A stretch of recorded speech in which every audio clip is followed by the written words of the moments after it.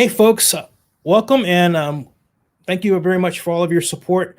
Without any further ado, it's my pleasure to introduce Starbird Chicken CEO Aaron Noveshen out of San Francisco. Aaron, great to meet you, man. Great to meet you too, Zenny. Awesome to be with you today. You got it. Yeah, definitely. Hey, tell us about, first of all, Starbird Chicken. What's the story behind it? And you're a serial tech entrepreneur. So I'm damn glad to meet you for a number of reasons. Fair enough. Fair enough. It's funny how starting Starbird's turned me into a tech entrepreneur. I used to be a restaurant entrepreneur, but because we're so tech enabled at Starbird, we seem to get a little more buzz in that neighborhood. So it's been kind of fun. Well, just to tell you a little bit about Starbird, we are a super premium fast food restaurant based out of Silicon Valley. Was our first restaurant, although our headquarters are in San Francisco. We just opened our 8th restaurant in Oakland, California, just last week. So really, really excited to be a part of the community there. Welcome to Oakland. Thank you so much. It means a lot to be able to open in the East Bay. I lived in the East Bay in Alameda County for about 5 years, went to school in Berkeley, and spent a lot of time in Oakland. I went to Cal. Yes, I'm a Cal grad. So did I. Yes, go Bears. Absolutely. So yeah, just a little bit more about Starbird. We really set out to change fast food, right? Fast food has so many negative connotations, unhealthy, treat workers poorly, crappy design, weird, disconnected drive-through experiences, low quality ingredients, you name it. All the things that we think poorly about fast food, we wanted to change the paradigm. And there's a lot of great things about fast food and nostalgia and convenience and connectivity with people around food in an affordable way that we didn't want to lose. So that was really the impetus. And we're chicken lovers. So we made a chicken restaurant called Starbird. So that's really the start of it all. What is gluten-free chicken? And I know it's a dumb question, but sure. I've never asked the question before. Yeah, and it's funny, the story of the gluten-free nature of Starbird. So we didn't set out to be a gluten-free restaurant or serving gluten-free chicken. We're a bunch of chefs and restaurateurs and marketing folks and lovers of the best food ever. And when we started Starbird, we said we want to create the best crispy chicken recipe we can ever figure out, and that comes from the chicken itself, how we brine it, what is our breading and battering system, and what type of oil do we cook in. Like, all of those things are key components.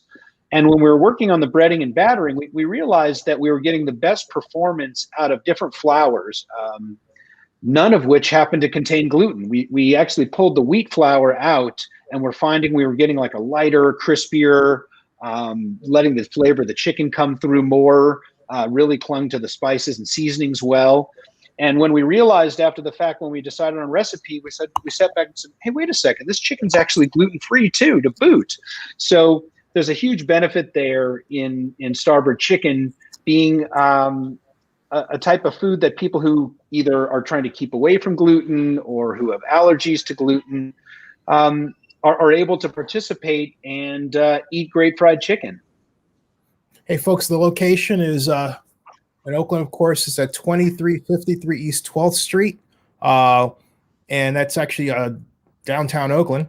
And delivery and catering and pickup only for obvious reasons in the middle of the coronavirus. Yeah, I should explain. I don't mean to cut you off, Zanny, but I wanted to tell you a little bit about the location because it's a different model. So our location in Oakland happens to be part of what is called a ghost kitchen, right? So a ghost kitchen, what that means in the restaurant world is it's a facility that doesn't necessarily have a dining room or a place you can walk into. And we've decided to go into these type of facilities because it allows us to expand our business and get into areas and communities quickly where we can serve our product without having to go through the expense of building big dining rooms and things of that nature. So there are multiple kitchens at that facility, not only Starbird, but some other businesses. And the best way to order food is really to download the Starbird app. So if you go to starbirdchicken.com, you can on your phone or through the computer, you can download our app and you can order any of our products through that means. And you can either have it delivered straight to your home or business, or you can come down and pick it up. And when you pick it up, you'll come into a facility and they have check-in folks there and a kind of a cool waiting area. There are other kitchens there, and just say, hey, I'm here to pick up my Starbird chicken, and boom, there you go. They'll hand you the bag of Starbird chicken. Incredibly convenient and able for us to open up quickly and rapidly in the Oakland community. It's starbirdchicken.com. Got that right? Correct. Starbirdchicken.com. Check it out. And we're obviously on Instagram, TikTok, Facebook, any of your favorite social media vehicles. Hey, so really you've, from a business model perspective, really managed to dramatically lower the cost of the tenant improvement costs, because you don't have any per se. That I remember when was John Coonan, I think his name was, that had. I remember John Coonan. Sure. Yeah. Remember the chandeliers with the restaurant that he had? Cypress Club. We're dating ourselves, Zenny. Yes, we are. I love Cypress Club. That was one of my favorite. That had the freeform creme brulee dish. That was one of my favorite dishes. Right. They had the freeform creme brulee, and the Cypress Club was also known for these lightings that had. Yeah. Incredible dining room. They were well endowed. I'll just leave it at that. Yes. Voluptuous, I would call them. Absolutely. And John, but I remember I became friends with John, and John told me that he was trying to start in Oakland, and his tenant improvement at the time, his cost up front was $44,000. Well, that's not too bad. It's usually $444,000. Well, yeah. And now I think, and that was, to put things in their right time frame, 1997, because I was working for Mayor of Oakland at the time. Got it. It's different. You really dramatically shorten that, and I guess it allows you to really concentrate on the product, which is the chicken, huh? Yeah, I mean, it's a couple things. I mean, we have both what we call street side or brick and mortar restaurants where you can go and visit our dining rooms. We've got one in Foster City, Sunnyvale, California, Campbell, California, and San Jose. And we're also going to be opening up in Walnut Creek in February. And those are full-fledged restaurants. Now, what we realized, though, is that we can't open everywhere. We can't build everywhere. And what we like to do is where there's some more densely populated areas like downtown San Francisco or Oakland, possibly some other peninsula spots, we're putting in these additional kitchens, which we're calling our digital kitchens, Starbird digital kitchens, where we can service the population. And it's not just the investment being low, but it's actually being able to rapidly be able to expand the business without so many needs to manage an asset that we can't really leverage, certainly right now. So it's really a hybrid model, because if we were only virtual, a lot of folks may not be able to understand who we are, what we stand for, and they can come to our restaurants when they're in the areas. But if they live nearby, like the Oakland kitchen, we can deliver to them whenever they like. Hey, so let's talk about the kitchen, because the chicken, excuse me, I'm thinking about the chicken in the kitchen. Yes. And that got me going. But right here, it means no antibiotics ever in your chicken. Let's talk about that. Yeah, it's funny when people say, well, what makes your chicken different? What makes it better, right? So if you were to go through the list of attributes of chicken, we basically, first and foremost, the most important thing about our chicken is it's positively delicious. Okay, first and foremost, like, I'm a chef, we're a chef-driven company. If it doesn't taste delicious, I don't care about, what adjectives are in front of it, right? Like, it's got to be delicious. And then from there, we think about, well, what makes it healthier? What makes it cleaner? What makes it what is something that's important to the consumers who are eating our product?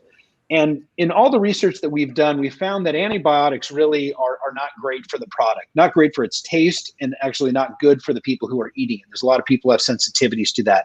So using non-antibiotic ever chicken is really one of the commitments that we have. Secondly, fresh chicken is really important too. Our always having fresh chicken makes a huge difference in the quality of the product. So that's something that we're really proud to be able to always serve. Hey, and so right here goes on to say, our perfectly crispy chicken, I like that, is always fresh. I wish you guys had sent me some. This I could eating this as I talk. It's a long journey, right? You'll eat it soon enough. Absolutely. Uh, always fresh, never treated with antibiotics, all natural and hand battered, and our gluten-free blend of spices. And so this sounds like the second coming of Kentucky Fried Chicken. Is that the idea, to really remake Kentucky Fried Chicken? Maybe. I have great memories as a kid eating Kentucky Fried Chicken. I mean, I used to go to when I grew up in Los Angeles, and we used to go to the drive-in movie theater, which is so cool that there's a resurgence in drive-ins again, right? Yeah. Who'd have ever thought about that? But we would go to Kentucky Fried Chicken and get a bucket of chicken, and we would go early to the drive-in. The family would eat a bucket of Kentucky Fried Chicken, and we'd sit in the station wagon and watch a movie. So I have very fond memories about that brand. Today, we don't do bone-in chicken. We do all boneless chicken other than wings. We serve wings both bone-in and boneless. And, we're really, like you said, Kentucky Fried Chicken, I have nothing, they've been a tremendous success story. And I have nothing but the greatest respect for Yum Brands and all that they've done to bring American brands around the world and our food around the world. But for us, we want a lighter product. We want a cleaner product. We want something that's got a little bit more, I don't want to call it culinary integrity, but maybe rigor to the culinary, right? The Colonel has his blend of herbs and spices. We've got a breading system that's really spectacular. And, we do it in small batches very, very frequently. So the product is much fresher than you might find at some of the competitors. And you said that prior to this, you all had been, to foreshorten what I read, obsessed with essentially making the perfect fried chicken. Absolutely.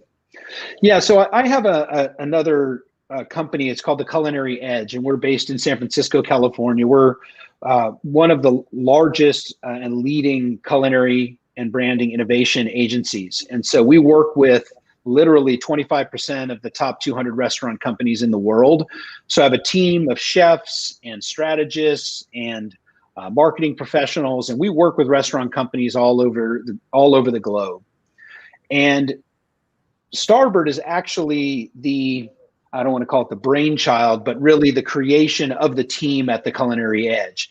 We've been doing all this work for many others and helping their brands along. We said, hey, I think it's time for us to come out into the world and practice what we preach for others and really create the best fried chicken that you can. And this isn't a bunch of, marketing speak or a bunch of people up in some white palace, white silver palace up there that's creating, something that they're out of touch with. I mean, these are chefs who've been working in restaurants for a long time, and designers and food obsessed, passionate people who all came together to say, how can we create the greatest brand ever, right? And that's what we set out to do, changing fast food as we know it today. And, we tried about, as I said, we ended up with a gluten-free recipe. We didn't set out to. We set out to create the best fried chicken ever. And I'm really excited for people to taste it and let us know what they think. We're obviously learning and getting better every day, but we're pretty impressed with the reception we've received. Before, we were awarded best chicken sandwich in the Bay Area by San Jose Mercury News last year, which was a great award. And that was no handout. There was a competition. It started with the top 16, and then there was voting, getting it down to the very finish line where we were awarded the best in the Bay Area. And how did you manage to adjust, or did you have to, because of the pandemic? Because, restaurants have closed. This has been really a decimating something that the food industry. Sure. How are you weathering the storm? It looks like quite fine, but were you able to pivot easier because of your business model? Yeah, I mean, we really started out pre-pandemic with this philosophy about how do we create the most frictionless experience to get our product for our consumers. Right. And we took an omni-channel approach, right? So some people, they want to come to a restaurant and talk to a cashier and order food and maybe take it to go or sit down. And other people want to pull out their phone and order on the app and, come right in time to pick it up and perfectly fresh and in a seamless way. Other people don't want to get off their couch, right? And they want to get it delivered, right? So we looked at all these different ways, and some people want to call. You're like, that's you, like, bring it, deliver. You remember Ed TV? Yeah. There you go.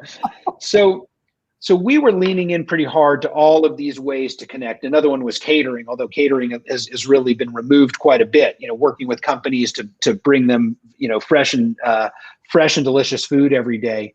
So we had that all in place. We had all the technology in place.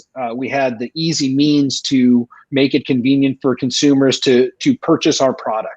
So COVID comes along, and sure, people aren't coming into our dining rooms, but we pivoted immediately. We were one of the first restaurants actually to say, wait a second, this isn't safe for our team members. This isn't safe for our community to have people inside our buildings.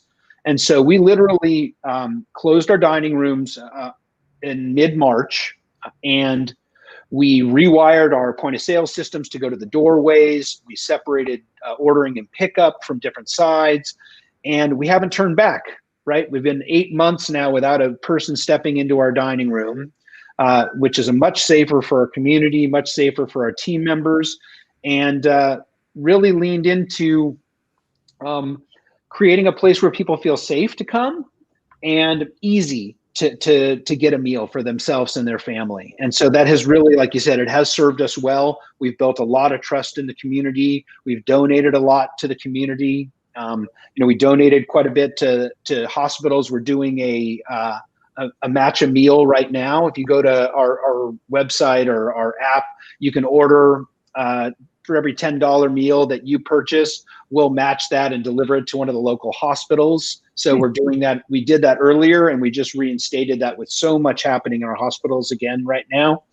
And we've really, participated a lot in the Oakland community too. We've donated money to multiple organizations, East Oakland Collective, Oakland Indie Alliance back in June, really supportive of the Black Lives Matter movement at that time, and continue to in building a diverse culture of individuals who work for our companies. We're really proud of that, and it's a big part of our hiring practices. Big excitement of hiring all Oakland staff members in our new restaurant there, trying to build jobs in the community. So these are all big and important things. If Oakland needs jobs, right? Every urban community right now needs jobs, and we're hoping to be a part of that. And we would love the people of Oakland to help support the jobs that we're helping to create there in the community. Yeah, and on your website, it says we're investing in our teams and that you want to be a contributor to the employees that you hire, and that you're dedicated to advancing in their lives. Absolutely. And it looks like you've got open positions. So folks, all you have to do is go to starbirdchicken.com/careers, right? Absolutely. Yeah, we're always looking for great, dedicated, positive individuals who are looking to invest in themselves and their futures and be part of a family, be part of a team. So that's a huge thing. We appreciate you mentioning that. We do have multiple facets to our employee enrichment programs. If you're going to college, we'll donate up to $5,000 a year for any employee who is in an higher educational program right now. And it doesn't mean that they have to invest in the restaurant industry, right? We this whole idea that fast food employers are dead end jobs, it doesn't have to be that way. We want to invest in our people, invest in their education, because education is power, right? Education is what really helps people to understand how to make it forward in the world. And it doesn't matter what walk of life you come from. My parents were both teachers in public schools in LA, and I learned a lot from them. I couldn't be a teacher. They didn't want me to be a teacher. They said it was really hard. But now I realize the importance of the things that I learned from them about education and how it's given me the opportunities to do the things that I'm able to do in the community. Oh, and about food, it's not just quote fried chicken standard. You actually have different types of fried chicken are on the menu. You've got classic, which is house seasoning. You've got Nashville hot, which is I really would love to try. You have Korean glazed, hot honey, and Gardenburg tenders, and then you have sandwiches. You have the Starbird, the Chipotle Chipotle Charbird. Say that. Chipotle Charbird. That's a mouthful, literally. Real fast. Chipotle Charbird. Yeah. There you go. Hot Gotcha. honey chicken, Big Star, Nashville hot bird, and Korean fried chicken. Yes.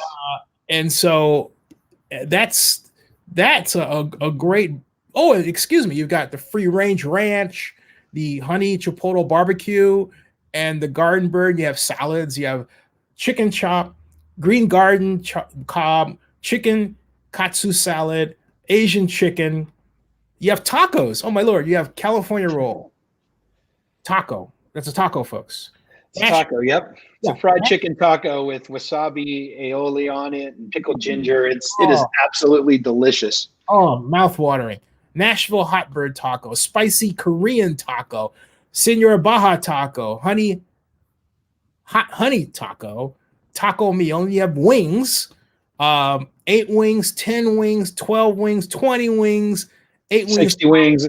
Hundo. We got 100 wings. You can take a Benji of wings. Yeah, wings for days. Boneless wings, same number of them, all the way up. And you've got platters. The Starbird family meal, the 25-piece tender platter. Yeah, that sounds like a yummy one too. Great for picnics at Lake Merritt. 50-piece tender platter and wings platter, and then sides, house fries, super slaw, Nashville hot fries, chicken, and churros. And then you have homemade classic seasonal peach iced tea, house-made classic seasonal mango lemonade, and then Alameda Point craft sodas. And you have treats, ice cream sandwich, churros, the kids meal, Lil Chuck, and Lil Chicken Box. Lil Chuck might be named after famous Oaklander Chuck Johnson of Soul Beat. Just kidding. That's an idea there. You got a lot of stuff on this menu, my man. we do, and I think we're able to do it. Obviously, we get some crossover, right? We have a Korean chicken sandwich, and we got a Korean taco. I know you went through the whole menu. That was impressive. But one of the things I think that I'd love to share is we really embrace the flavors of the world, right? I mean, our chicken is really a great, I would say, a base for applying amazing sauces. I think we have 14 different sauces that we house make in our restaurant every single day, right? Fresh sauces. These are no packets people are opening up. We're making fresh sauces in the back of house. We've got our famous star sauce is incredible. We do a Korean, we call it our soul sauce, which has got gochujang in it. It's totally craveable. Amazing honey mustard, chipotle barbecue. We do a Greek yogurt ranch, which is really tangy and delicious. So good on the tenders, right? So we just love like getting a bunch of sauces, a bunch of tenders, and going at it, dipping and mixing and matching flavors is really awesome. This is something else. What are the next steps? You have T-shirts and everything, and I know we don't have the swag yet. I know we were talking about swag. I got the hat, right? Yeah, got the hat. There you go. Yeah, we'll probably start selling some hats soon enough. But definitely, people. I've seen a few Starbird shirts and hats around, and we'll definitely make them available next year, though, for folks. And the store in Oakland is open right now. Right now, you can order food from Oakland right this minute. Absolutely. You can just, go to starbirdchicken.com. You can order it for pickup. You can order it for delivery. And, get your chicken game on. Yeah, I like that. Get your chicken game on, folks. Well, hey, I want to say welcome to Oakland. Thank you. And it's great to have you. It was a valuable addition to this food-rich place that, folks, it used to be that you couldn't get good food in Oakland. I am that old enough to remember that. You could, except for the occasional, there was Everett & Jones barbecue and still is. There was Flint's. Yep. I was going to say Flint's. That was my favorite. That was college, man. Flint's and a pint of Haagen-Dazs on the couch. That was pretty good back in the day. Yeah. And other than that, you had to go to San Francisco, or if you wanted to go cocktailing, you had to go to San Francisco, or go to the Balboa Cafe, as many of you regularly watch my channel know, because Gavin owned the place. That's another old story. But now you can stay in Oakland. You can get your good chicken. You can get your Starbird chicken at starbirdchicken.com. Welcome. Thanks so much, Zenny. Hey, stick around in the backstage. Folks, we'll be back with more Zenny62. You know the drill. And by the way, tonight we'll have CES keynote, another story later. And that